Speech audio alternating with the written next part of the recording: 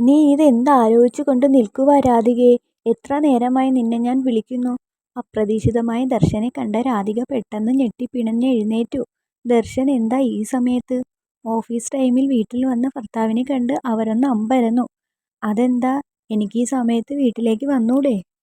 ദർശൻ കളിയാക്കി ചോദിച്ചു. അതല്ല ദർശൻ, സാധാരണ ഓഫീസിൽ പോയാൽ പിന്നെ ഇടയ്ക്കൊന്നും ഫോൺ ചെയ്താൽ പോലും കിട്ടാത്ത ആളെ ഓഫീസ് ടൈമിൽ ഇങ്ങനെ കണ്ടപ്പോൾ ചോദിച്ചെന്നേ ഉള്ളൂ. എനിക്കെന്തോ ഇന്നൊരു ഉഷാറില്ലടോ. കഴിഞ്ഞ 2 ആഴ്ചയായി ആ മാൾക്കം ഗ്രൂപ്പുമായുള്ള ഡീൽ സൈൻ ചെയ്യാനുള്ള നെട്ടോട്ടമല്ലായിരുന്നോ? അതിൻ്റെയാവും പ്രഷറൊക്കെ ഡൗൺ ആയോന്നൊരു സംശയം. ഓഫീസിൽ വെച്ചൊരു വല്ലായ്മ തോന്നി, അതാ നേരെ ഇങ്ങോട്ട് പോന്നത്. അയ്യോ, അതെന്തു പറ്റി? എങ്കിൽ പിന്നെ ഹോസ്പിറ്റലിൽ പൊയ്ക്കൂടായിരുന്നോ? ഏയ്, അതൊന്നും സാരമില്ല എൻ്റെ രാധു. എനിക്ക് കുറച്ചു നേരം ഒന്ന് കിടന്നാൽ മതി. പിന്നെ അടുത്ത ദിവസത്തേക്ക് ഞാൻ എന്തായാലും ഒരു ഫുൾ ബോഡി ചെക്കപ്പിന് ബുക്ക് ചെയ്തിട്ടുണ്ട്. അതെന്തായാലും നന്നായി. ഞാനും ഇക്കാര്യം പറയണമെന്ന് വിചാരിച്ചിട്ട് കുറേ ആയി. പിന്നെ രാധു, ദേവികയുടെ പപ്പയും അമ്മയും എന്നെ വിളിച്ചിരുന്നു കേട്ടോ. നെക്സ്റ്റ് വീക്ക് അവരിങ്ങോട്ട് വരുമെന്ന് പറഞ്ഞിട്ടുണ്ട്. എന്താ പറഞ്ഞത്? രാധയ്ക്ക് തൻ്റെ കാതുകളെ വിശ്വസിക്കാൻ സാധിച്ചില്ല. കുറച്ചു മുമ്പേ രുദ്രൻ പറഞ്ഞതും ഇപ്പോൾ തൻ്റെ ഭർത്താവ് പറയുന്നതുമൊക്കെ കേട്ട് അവരുടെ കണ്ണിൽ ഇരുട്ട് കയറി. താൻ ഇതെന്തൊക്കെയായി കേൾക്കുന്നത്? അവർക്ക് നിങ്ങളുടെ നമ്പരൊക്കെ? രാധയ്ക്ക് തൻ്റെ ചോദ്യം പൂർത്തീകരിക്കാൻ പോലും സാധിച്ചില്ല. ഓ അതോ, അത് നീ കൊടുത്തതല്ലേ? അത് പിന്നെ അതോ ശരിയാ, ഞാൻ പെട്ടെന്ന് മറന്നുപോയി. രാധികയുടെ വാക്കുകൾ മുറിഞ്ഞു പോയിരുന്നു. നിനക്കിതെന്തു പറ്റി? ആകെ ഒരു വല്ലായ്മ. തൻ്റെ ഭാര്യയെ പെട്ടെന്നുള്ള പകർച്ച കണ്ട് ദർശനും ആകെ പരിഭ്രാന്തനായി. ഒന്നുമില്ല ദർശൻ, അത് പിന്നെ കല്യാണ കാര്യമൊക്കെ ഓർക്കുമ്പോൾ ഒരു ടെൻഷൻ, അത്രേ ഉള്ളൂ. അതിനെന്തിനാ ഇങ്ങനെ ടെൻഷൻ ആവുന്നത്? കല്യാണം ഉറപ്പിച്ചു പോലും ഇല്ല, അതിനു മുന്നേ ഇങ്ങനെ ടെൻഷൻ ആയാലോ? എനിക്കറിയാം രാധു, നമ്മുടെ മോൻ്റെ വിവാഹം നീ എത്രമാത്രം ആഗ്രഹിച്ചിരുന്നു എന്ന്. അതിപ്പോൾ നമുക്കെല്ലാവർക്കും ഇഷ്ടപ്പെട്ട ഒരു പെൺകുട്ടിയുമായി, അത് നിന്റെ ഫ്രണ്ടിൻ്റെ മകളുമായി നടക്കാൻ പോകുന്നു എന്നറിയുമ്പോൾ എന്തിനാണോ ഇങ്ങനെ ടെൻഷൻ ആവുന്നത്? B cool. ദർശന്റെ വാക്കുകൾക്കൊരു പുഞ്ചിരിയിൽ മറുപടി ഒതുക്കി രാധിക. എങ്കിൽ പിന്നെ ഞാനൊന്ന് പോയി കിടക്കട്ടെ. നീ കിച്ചണിൽ പറഞ്ഞ് എനിക്കൊരു ലാവൻഡർ ടീ റൂമിലേക്ക് അയക്ക്. ഓക്കെ ദർശൻ. ദർശൻ മുറിയിലേക്ക് പോയതും തനിക്ക് മുമ്പിൽ നടക്കുന്നതിൻ്റെ ഒക്കെ അർത്ഥം എന്തെന്നറിയാതെ പകച്ചുപോയി രാധിക.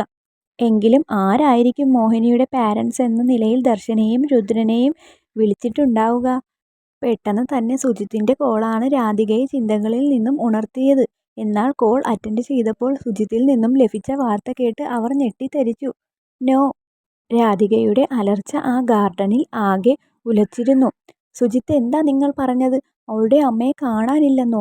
അതെ മാഡം, നമ്മുടെ ആളുകൾ അന്വേഷിച്ചപ്പോൾ അവർ രാത്രിയിൽ എങ്ങോട്ടോ പോയെന്നാ അറിയാൻ കഴിഞ്ഞത്. എങ്ങോട്ടാ അവർ പോയത്? അടുത്തുള്ള വീട്ടിൽ ചോദിച്ചപ്പോൾ പറഞ്ഞത് അവരേതോ അകന്ന ബന്ധുവിനെ കാണാൻ പോവുകയാണെന്ന് പറഞ്ഞു പോയതാ. രാത്രിയിൽ ആരോ 2 പേർ ചേർന്ന് വിളിച്ചുകൊണ്ട് പോവുകയായിരുന്നു എന്നാ പറഞ്ഞത്. അതിന് ആ പെണ്ണുമ്പിള്ളയ്ക്ക് വേറെ ബന്ധുക്കൾ ആരുമില്ലല്ലോ എന്നാണ് അന്ന് ഷീല പറഞ്ഞത്. പിന്നെങ്ങനെ? അറിയില്ല മാഡം, ഞാൻ നമ്മുടെ ആളുകളോട് കൂടുതൽ അന്വേഷിക്കാൻ ഏൽപ്പിച്ചിട്ടുണ്ട്. മാഡം വിഷമിക്കണ്ട, അവരെ നമ്മൾ കണ്ടെത്തിയിരിക്കും. കണ്ടെത്തിയാൽ തനിക്കൊക്കെ കൊള്ളാം, ഇല്ലെങ്കിൽ. അത്രയും പറഞ്ഞുകൊണ്ട് ഫോൺ വെക്കുമ്പോൾ രാധികയുടെ ഉള്ളിൽ വല്ലാത്ത ഭീതി നിറഞ്ഞിരുന്നു. കാര്യങ്ങളൊക്കെയും കൈവിട്ടു പോവുകയാണല്ലോ ദൈവമേ. അവർക്ക് എന്ത് ചെയ്യണമെന്ന് ഒരു ഊഹവും കിട്ടിയിരുന്നില്ല. എന്നിട്ട് അവളുടെ അമ്മ നിന്നോടെന്തു പറഞ്ഞു? രുദ്രന്റെ ഓഫീസിൽ അവൻ അഭിമുഖം ഇരുന്നു കൊണ്ട് ഷാൻ ചോദിച്ചു. അതു പിന്നെ? രുദ്രൻ ഓർക്കുകയായിരുന്നു അന്ന് രാവിലെ സരളയുമായി നടന്ന സംഭാഷണത്തെപ്പറ്റി. സരളയുമായി എയർപോർട്ടിൽ എത്തിയ അമനെയും ജാക്കിനെയും കാത്ത് ഡ്രൈവർക്ക് പകരം രുദ്രനെ കണ്ട് ഇരുവരും ഒന്ന് അമ്പരന്നു. സാർ എന്താ? അമനെ കൂടുതലൊന്നും പറയാൻ സമ്മതിക്കാതെ കാറിൻ്റെ കീ അവന് നൽകിക്കൊണ്ട് രുദ്രൻ സരളയ്ക്കായി പിന്നിലെ ഡോർ തുറന്നു നൽകി. സരളയാണെങ്കിൽ പരിചയമില്ലാത്ത അന്തരീക്ഷത്തിൽ ആകെ പരിഭ്രമിച്ച് നിൽക്കുകയാണ്. അമ്മ പേടിക്കേണ്ട, ധൈര്യമായി കയറിക്കോളൂ.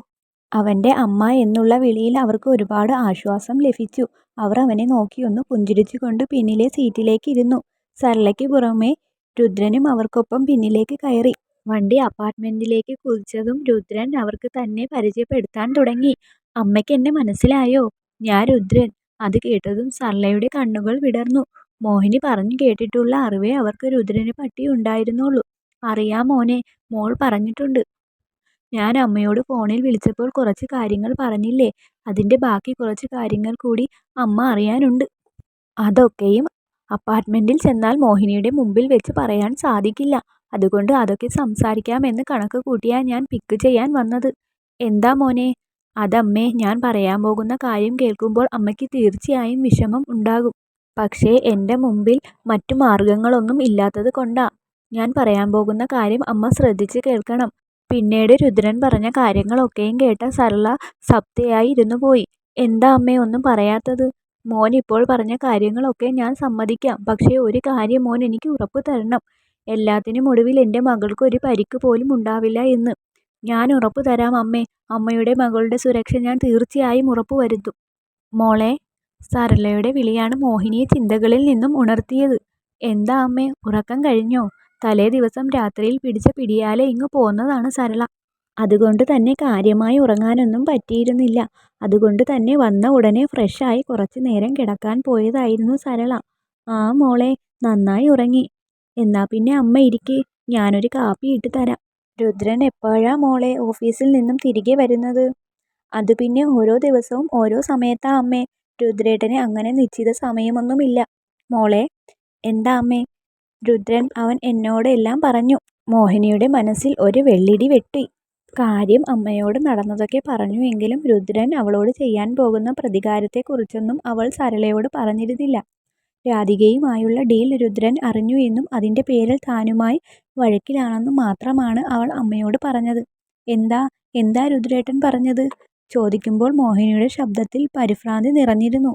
അത് പിന്നെ നീയും രുദ്രനും തമ്മിൽ കല്യാണം കഴിക്കാൻ പോകുന്ന കാര്യം.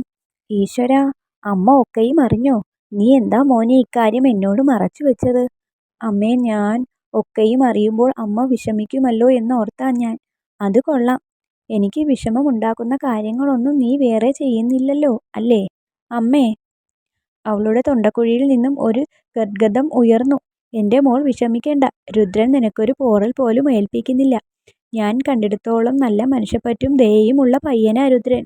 ഒരുപക്ഷെ ഇപ്പോഴുള്ള ദേഷ്യത്തിൽ അവൻ പറയുന്നതൊക്കെയും ആവും ഇതൊക്കെ. കുറച്ചുകൂടി കഴിയുമ്പോൾ എൻ്റെ മോളുടെ സ്നേഹം സത്യമാണെന്ന് അവൻ മനസ്സിലാക്കും. ഇല്ലമ്മേ, രുദ്രേട്ടൻ എന്നെ കാണുന്നത് പോലും വെറുപ്പാ. അങ്ങനെ ആയിരുന്നു എങ്കിൽ അവൻ എന്നെ രക്ഷിക്കേണ്ട കാര്യം ഉണ്ടായിരുന്നില്ല. എനിക്ക് എന്തെങ്കിലും സംഭവിച്ചിട്ടോ എന്ന് വിചാരിച്ചേനെ. ഇത്രയും നാൾ നീ പറഞ്ഞു കേട്ട അറിവേ എനിക്ക് രുദ്രനെ പറ്റി ഉണ്ടായിരുന്നുള്ളൂ. അവന് നിന്നെ ഇഷ്ടമാണെന്നൊക്കെ നീ പറയുമ്പോഴും ഉള്ളിൽ എനിക്ക് ഒരുപാട് സംശയങ്ങൾ ഉണ്ടായിരുന്നു. നീ അവനെ സ്നേഹിക്കാൻ തുടങ്ങി എന്ന് തിരിച്ചറിഞ്ഞ നിമിഷം എന്തോ വല്ലാത്ത ഭയമായിരുന്നു. ഒടുവിൽ സത്യങ്ങളെല്ലാം അവൻ അറിഞ്ഞു എന്നറിഞ്ഞപ്പോൾ ഞാൻ നിന്നെക്കുറിച്ച് ഓർത്ത് അനുഭവിച്ച മനോവേദന. പക്ഷേ ഇപ്പോൾ ഇന്നിവിടെ ഒക്കെയും നേരിട്ട് കാണുമ്പോൾ എനിക്ക് മനസ്സിലാവുന്നുണ്ട് രുദ്രന് നീ ആരാണെന്ന്. എത്രയൊക്കെ ദേഷ്യം കാണിക്കുമ്പോഴും നിന്റെ നേരെ വീഴുന്ന ഓരോ നോട്ടത്തിലും നിന്നോടുള്ള പ്രണയം അവൻ ഒളിപ്പിച്ചു വെച്ചിട്ടുണ്ട്. അതങ്ങനെ ഒരുപാട് നാളൊന്നും അവന് മറച്ചു പിടിക്കാൻ കഴിയില്ലല്ലോ മോളെ. സരളയുടെ വാക്കുകൾ കേട്ട് പക്ഷേ മോഹിനിക്ക് യാതൊന്നും തോന്നിയില്ല. രാവിലെ രുദ്രൻ പറഞ്ഞതൊക്കെയും കേട്ട് അവളുടെ മനസ്സ് മരവിച്ചു പോയിരുന്നു. എങ്കിലും അമ്മയെ വിഷമിക്കേണ്ട എന്ന് കരുതി അവൾ അവർക്കൊരു തണുത്ത പുഞ്ചിരി സമ്മാനിച്ചു. എന്നാൽ കാറിൽ വെച്ച് രുദ്രൻ തന്നോട് പറഞ്ഞതൊക്കെയും കേട്ട് സരളയ്ക്ക് മകളുടെ ജീവിതത്തെക്കുറിച്ചുള്ള ആശങ്കകൾ ഒക്കെയും ഒഴിഞ്ഞു. സരളയുമായുള്ള സംസാരം കഴിഞ്ഞ് മുറിയിൽ വന്ന മോഹിനിയെ വരവേറ്റത് രാധികയുടെ ഫോൺ കോൾ ആയിരുന്നു. രാധികയുടെ പേര് കണ്ടതേ മോഹിനിയിൽ വല്ലാത്ത ദേഷ്യം നുരഞ്ഞു പൊന്തി. അവസാനം വിളിച്ചപ്പോൾ തൻ്റെ അമ്മയുടെ ജീവന് വെച്ച് വിലപേശിയ രാധികയോട് മോഹിനിക്ക് വല്ലാത്ത വെറുപ്പും പകയും തോന്നി. രുദ്രേട്ടൻ്റെ കൃത്യമായ ഇടപെടലുകൾ കൊണ്ട് തനിക്ക് തൻ്റെ അമ്മയുടെ ജീവൻ രക്ഷിക്കാൻ സാധിച്ചു. അവർ എന്തിനാവും എന്നെ ഇപ്പോൾ ഫോൺ ചെയ്യുന്നത്? ഇനി എങ്ങാനും അമ്മ എൻ്റെ പക്കൽ വന്ന കാര്യം അറിഞ്ഞു കാണുമോ? പക്ഷേ അമ്മ പറഞ്ഞത് രുദ്രേട്ടൻ പറഞ്ഞത് പ്രകാരം അകന്ന ബന്ധുവിൻ്റെ വീട്ടിലേക്ക് പോയെന്ന് അയൽവക്കത്തുള്ള വീട്ടിൽ അറിയിച്ചു എന്നാണല്ലോ. എന്തായാലും ഫോൺ എടുത്ത് നോക്കാം. ഫോൺ അറ്റൻഡ് ചെയ്തതും മറുതലയ്ക്കൽ രാധികയുടെ ശകാര വർഷങ്ങളായിരുന്നു. യു ബ്ലഡി ബി, നീ ആള് കൊള്ളാമടി. ഞാൻ വിചാരിച്ചതിലും വലിയ പുള്ളി ആണല്ലോ നീ. എവിടെയാടി നിന്റെ തള്ളയെ നീ ഒളിപ്പിച്ചു വെച്ചിരിക്കുന്നത്? പറയാൻ എനിക്ക് സൗകര്യമില്ല. മോഹിനിയുടെ എടുത്തുപിടിച്ചു പോലുള്ള സംസാരം കേട്ടതും രാധികയുടെ കണ്ണ് തള്ളി. കഴിഞ്ഞ ദിവസം വരെ തന്നോട് ഭയത്തോടെയും വിനയത്തോടെയും സംസാരിച്ചു കൊണ്ടിരുന്ന പെണ്ണാണ്. ഡി, നീ ആരോടാ സംസാരിക്കുന്നതെന്ന് അറിയില്ലേടി? മര്യാദയ്ക്ക് സംസാരിക്കടി, രാധിക ഫോണിലൂടെ അലറി.